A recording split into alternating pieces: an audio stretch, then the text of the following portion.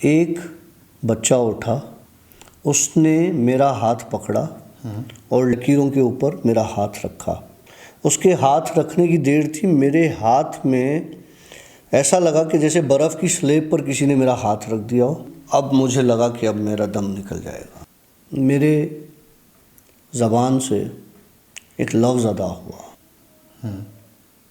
अल्लाह अस्तगफिरुल्लाह इन्नल्लाह गफूरुर रहीम।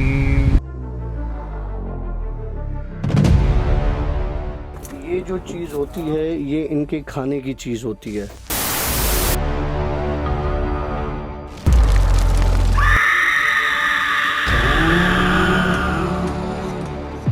कभी कभी रास्ते इंसान को जो मंजिल होती है वहाँ ले जाने की बजाय भटका देते हैं।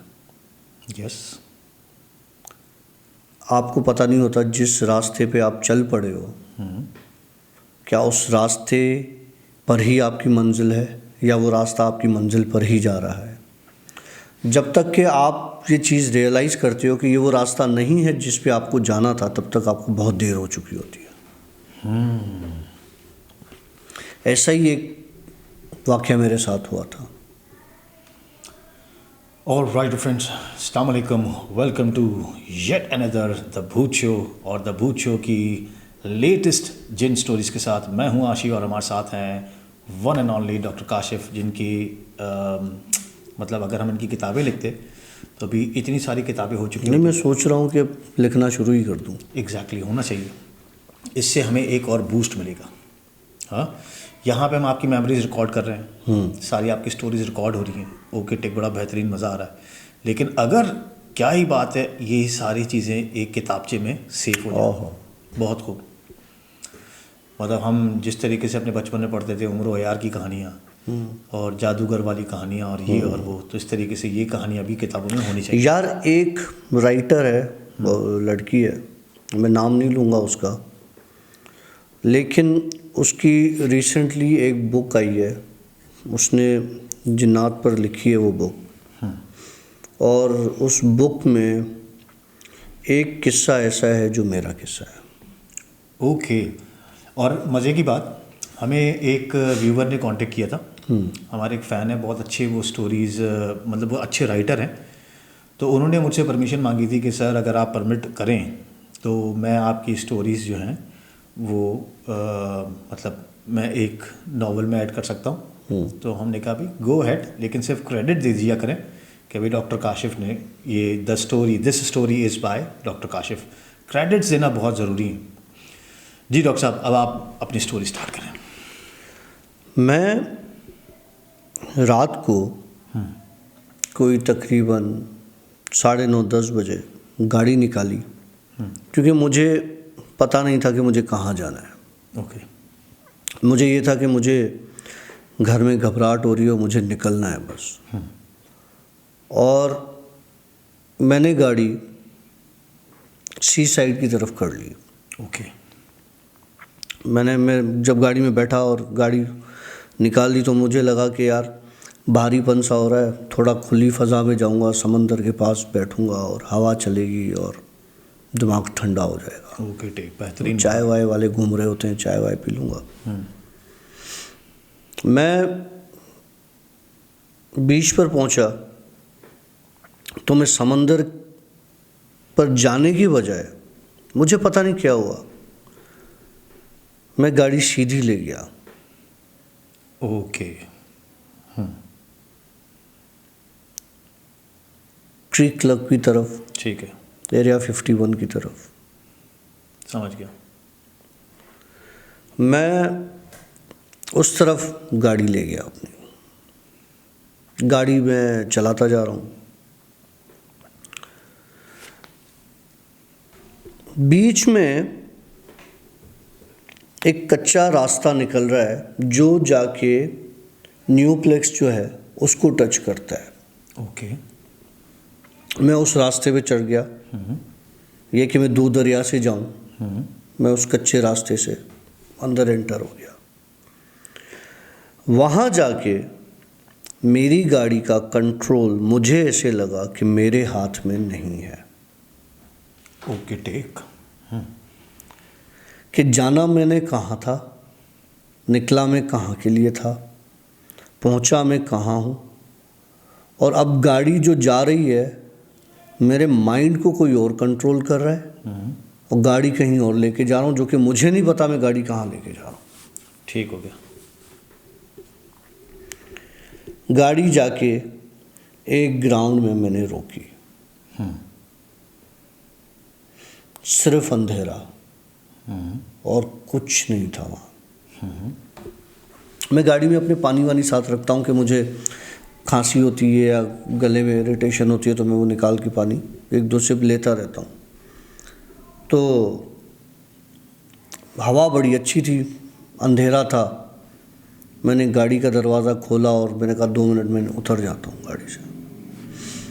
गाड़ी से उतरा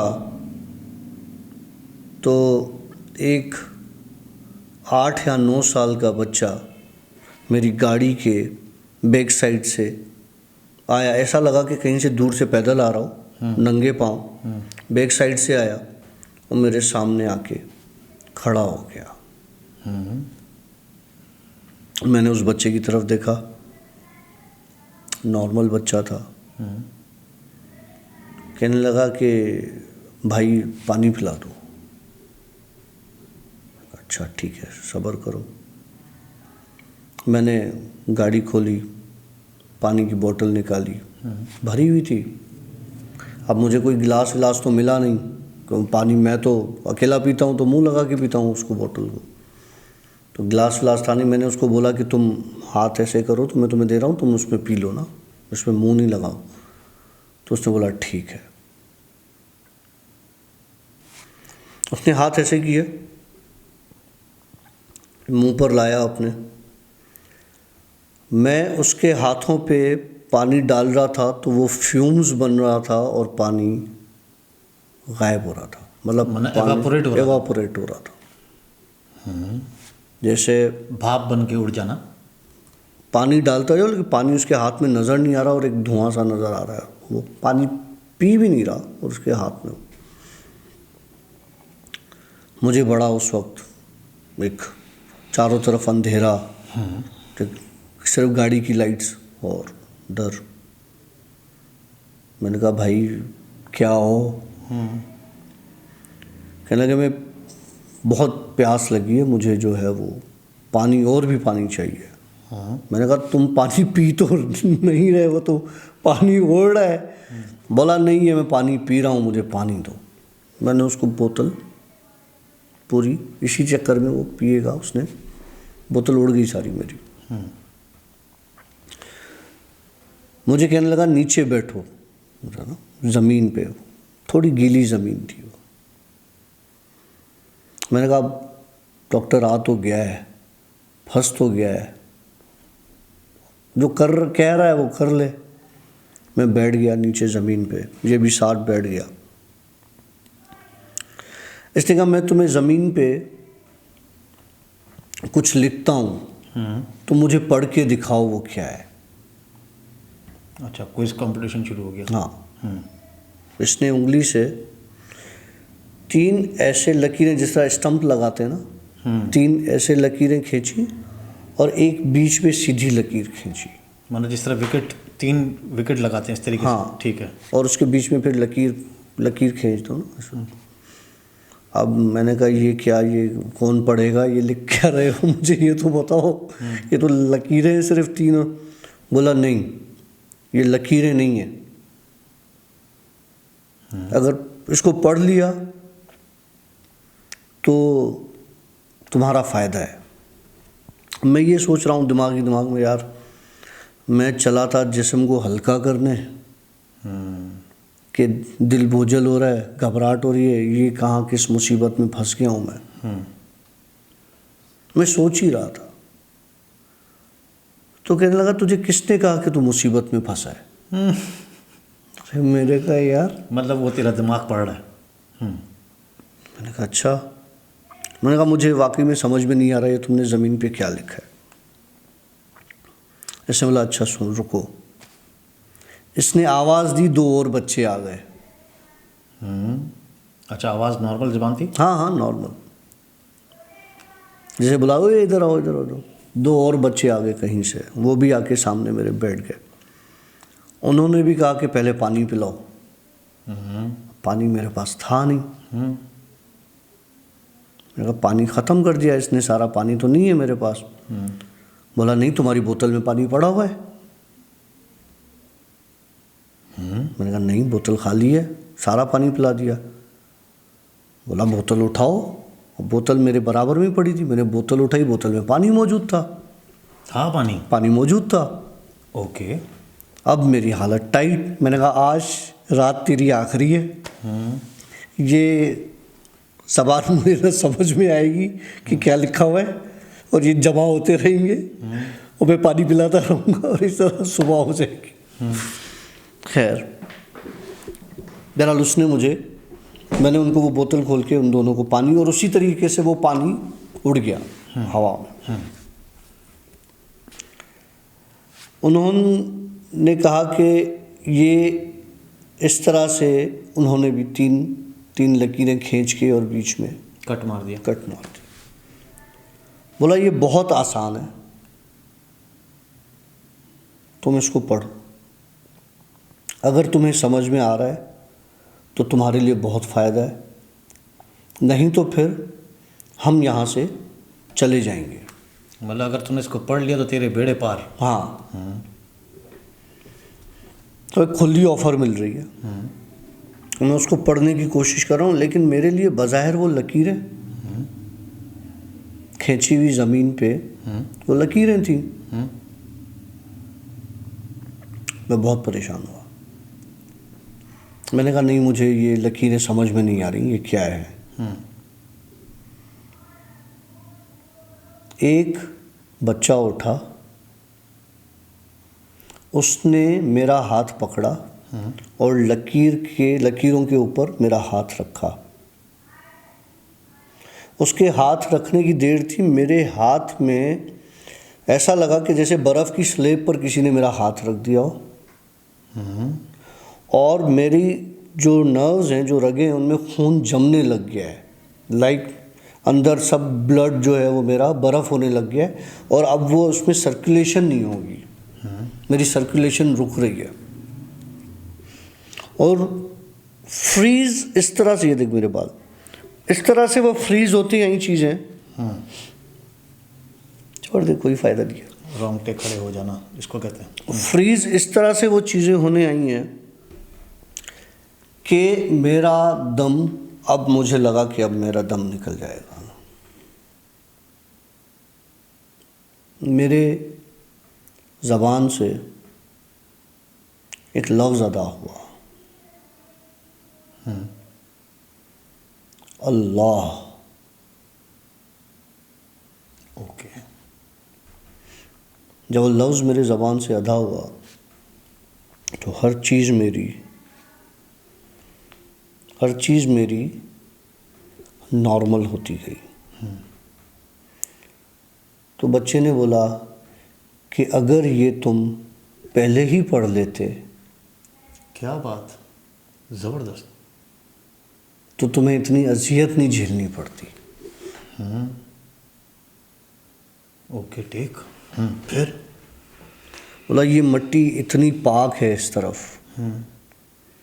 इस तरफ अभी तक कोई नहीं आया, किसी का पाँव नहीं पड़ा, और ये जो लिखा हुआ है ये वही लफ्ज़ है जो तुमने पढ़ा है। सुभान अल्लाह। लेकिन वो हमारा लिखने का तरीका अलग है, और अब ये जिस जगह हमने लिखा है वो मिट्टी हम अपने साथ ले जाएंगे, क्योंकि हम इसको यहाँ पे ऐसे नहीं छोड़ सकते। मैंने कहा मुझे इतना वहाँ से यहाँ तक सिर्फ इतना यही था करना। बोला नहीं, असल कहानी अब शुरू होती है। बताते हैं क्या है। तुम्हारे पीछे तुम्हें नुकसान पहुंचाने के लिए इतनी चीज़ें लगीं कि हमें ये करना बहुत ज़रूरी था। मैंने कहा ऐसी कौन सी चीज़ें लग गई भाई मेरे पीछे। बोला ये जो तुम हमारी बातें करते रहते हो, हम में शैतानी चीज़ें भी बहुत हैं। फिर उन्होंने मुझसे एक बात बोली कि क्या 2-3 दिन पहले तुम्हारे छाती पे कोई बैठ के तुम्हारा गला दबा रहा था? तो मैंने कहा हाँ, वो एक किस्सा भी मैंने बताया था। बिल्कुल बताया था आपने। कि लगा वो तुझे मार देता, ओके। लेकिन इन चीज़ों में कोई ऐसी चीज़ नहीं है जो तुम्हें नुकसान पहुंचा सके। जो तुम्हारे ऊपर थोड़ी बहुत चीज़ें हावी होने की कर रही थी, अब नहीं होगा। इसीलिए मैंने कहा था कि ये पढ़ लो तो तुम्हारा फ़ायदा होगा। बहरहाल उसने ये बात की, वो बच्चे वहाँ से चले गए, नॉर्मली चले गए। कोई गायब नहीं हुए, कोई कुछ नहीं, चले गए। मैंने गाड़ी उठाई, गाड़ी वहाँ से निकाली। अब मुझे याद नहीं था कि मैं गाड़ी लाया किस तरफ से था। ओके। मुझे नहीं रोड का अंदाज़ा था, रास्ते का अंदाज़ा नहीं था कि मैं गाड़ी कहाँ से लाया था। ओके। जैसे तैसे करके मैं पहुँच गया 2 दरिया वाले रास्ते पर। ठीक हो गया। रात के 12:30 हो रहे थे शायद। मैंने सीवी भी क्रॉस कर लिया, शाहराह फैसल पे चढ़ गया। मेरी गाड़ी में पीछे, गाड़ी कितनी होगी, कितने लोग बैठ सकते हैं? 3 लोग ज़्यादा से ज़्यादा। अजीब एक रश था गाड़ी में अंदर। गाड़ी में अंदर। गाड़ी मेरी इतनी भारी कि मैं उसको 120 पे शाहराह फैसल पे अगर दौड़ाऊँ रात को 12:30 बजे, तो वो मतलब मुझे ऐसा लग रहा था कि 30 की स्पीड पे जा रही है, 40 की स्पीड पे जा रही है। तो मुझे फील हो रहा था एक्सीलरेटर दबाया हुआ, गाड़ी भागने का नाम ही ना ले। शीशे से देखूं तो अजीबोगरीब शक्लें, अजीबोगरीब लोग गाड़ी में घुसे हुए, भरे हुए। मैंने कहा यार ये मैं कोई मुसीबत अपने साथ उठा के ले आया हूँ, ये मेरी ज़िंदगी अजाब हो जाएगी। बहरहाल मैं पहुँचा, गाड़ी पार्क की, दोबारा मेरे मुंह से निकला अल्लाह। मेरा जिस्म ऐसा हल्का हो गया, गाड़ी बिल्कुल मतलब सेट। गया, गुस्ल किया, ऊपर जाके मट्टी वट्टी लगी हुई थी, कपड़े चेंज किए, नहा के सो गया। तकरीबन कोई 1:30-2 बज रहे थे। फजर की नमाज़ पे उठा, नमाज़ पढ़ी, जिस्म हल्का था। फिर सुबह ड्यूटी पर चला गया। वापस आया तो वो बच्चे जो वहाँ टकराए थे मुझे, वो मुझे मोटरवे पे तीनों बच्चे एक जगह खड़े हुए नज़र आए। कि जैसे मैंने गाड़ी गुजार दी और मैंने एक झलक में देखा, वो तीनों बच्चे मुझे नज़र आए और उन्होंने लिटरली मुझे ऐसे ऐसे किया। उसके बाद फिर कुछ नहीं हुआ। सुभान अल्लाह। बेशक अल्लाह के ज़िक्र में बड़ी ताकत है। और दूसरी एक और चीज़ भी है कि आप जब भी घर से निकलें, ये डॉक्टर काशिफ पे मैंने चीज़ देखी है, हम भी करते हैं इस तरीके से ऑफ कोर्स, आप पाक साफ़ होकर निकलें।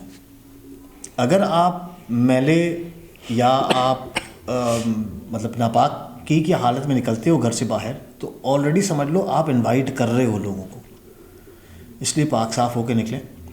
और जैसे हमारी बहनें हैं, माएँ हैं, कुछ ऐसी हैं जो बच्चियाँ हैं जो वो क्या करती हैं कि बाल खुले और परफ्यूम लगाकर और इस तरह करके निकलती हैं, उनके इन्फेक्टेड मतलब होने के चांसेस ज़्यादा होते हैं। तो अपना बहुत ज़्यादा ख्याल रखिए, अपने बच्चों का ख़ास ख्याल रखिए और कोशिश करें निकलते वक्त छोटा मोटा सदका खैरात कर दिया करें, अल्लाह की राह में देते हुए निकला करें। फिर भले फ़कीर को ही दे दिया करें, 5-10 रुपये निकाल दिया करें, समझ ले वो आपके ऊपर से एक बली टल जाती है। तो अगेन डॉक्टर साहब, thank you very much, that was a great story. और आखिरी वक्त तक हमने बड़ा एंजॉय किया। डॉक्टर साहब तो रोंगटे खड़े होने वाले सीन पे आ गए थे। डॉक्टर साहब कैसे बर्दाश्त कर लेते हो यार ये सब चीज़ें? मतलब कोई ऐसी चीज़ है जो कि आप कहते हैं कि मेरे साथ कुछ नहीं है, लेकिन फिर आपकी स्टोरीज में हमें पता चलता है कि नहीं कुछ है। तो मतलब ऐसी कोई चीज़ है जो आपको लेकर भी जाती है फिर बचा कर भी लाती है? मैंने एक बात की थी कुछ अर्सा पहले कि मेरे अंदर में, इनफैक्ट ये सबके लिए, कि मेरे अंदर में कोई ऐसी कलंदरी डाल दे कि मेरा दिल जब धड़के तो लगे कि वो धमाल कर रहा है। अपने आप को ज़रूरी नहीं है कि मुझे नहीं पता कि अल्लाह तुमसे किस बात में राज़ी है, मुझे नहीं पता कि मुझसे किस बात में राज़ी है। बेशक बड़े बड़े उलमाओं को, मौलवियों को हमने जो है वो बात दूसरी तरफ चली जाएगी, लेकिन कहने का मकसद ये है कि अल्लाह नुक्ता नवाज है। बेशक ठीक है, मुझे नहीं पता कि मुझसे किस बात पे राज़ी है भी या नहीं है, लेकिन मेरा दिल मानता है कि राज़ी है। यही मेरा अकीदा है और मुझे पता है कि मेरी तरफ से जिसका दिल दुखा है उससे मैं फिर माफ़ी मांगता हूँ, जिसका मैंने दिल दुखाया है, जिसको मैंने तकलीफ़ जाने या अनजाने में पहुँचाई है, मैं फिर उससे हाथ जोड़ के माफ़ी मांगता हूँ। कोशिश ये होती है कि दिल ना दुखाऊं किसी का। बेशक आप भी यही करो और करते हो। बिल्कुल। तो यही चीज़ें होती हैं जो आपको आगे काम आती हैं। बिल्कुल, हमारे पास हमारे मज़हब में, हमारे दीन इस्लाम में हमें यही सिखाया गया। देखिए 2 तरह की चीज़ें, मेरे ख्याल से मैंने पिछली स्टोरी भी चीज़ बताई थी शायद। एक होता है हुकूकुल्लाह, दूसरा होता है हुकूकुल इबाद। हुकूकुल्लाह वो होता है जिसमें अल्लाह के हुकूक होते हैं। अल्लाह बेनियाज़ है, नुक्ता नवाज़ है, वो आपको किसी एक नेकी के सदक़े आपके सारे गुनाह माफ़ कर दे, बेशक कर सकता है वो। लेकिन हुकूकुल इबाद जो है वो इंसानों के हुकूक है।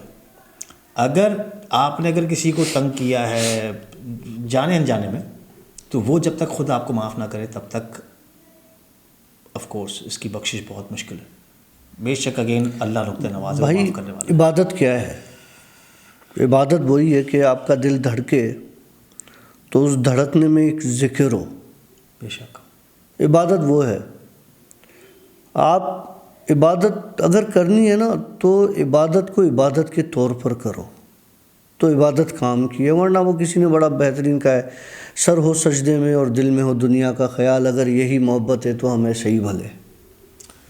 बिल्कुल सही डॉक्टर साहब, बहुत कमाल मैसेज दिया आपने। हम नमाज़ पढ़ रहे होते हैं, हमारा ध्यान पता नहीं कहाँ हो रहा होता है, हम इबादत कर रहे होते हैं, लेकिन हमारी जहन कहीं और जा रहा होता है। खैर अभी अगर मैं इस टॉपिक को और आगे छेड़ूँगा तो बहुत लंबा एक टॉपिक है और फिर हमारी स्टोरी बहुत लंबी हो जाएगी। मेरे ख्याल से आप लोगों ने आज की स्टोरी हमारी एंजॉय की होगी। अगर एंजॉय की है तो प्लीज़ एक थम्स अप कर दीजिएगा। अगर समझ में नहीं आएगी तो डिसलाइक ज़रूर करते हुए जाइए, ताकि हमें पता चले कि क्या हम कहाँ पर गलत जा रहे हैं। वेल, अब मिलेंगे द भूत शो की एक नई स्टोरी के साथ। द भूत शो एक यूट्यूब चैनल है इटसेल्फ, एक नई स्टोरी के साथ, एक नए पॉडकास्ट के साथ। तब तक के लिए सी या, बाय बाय, अल्लाह हाफ़िज़। अस्तगफिरुल्लाह इन्नल्लाह गफूरुर रहीम। ये जो चीज़ होती है ये इनके खाने की चीज़ होती है।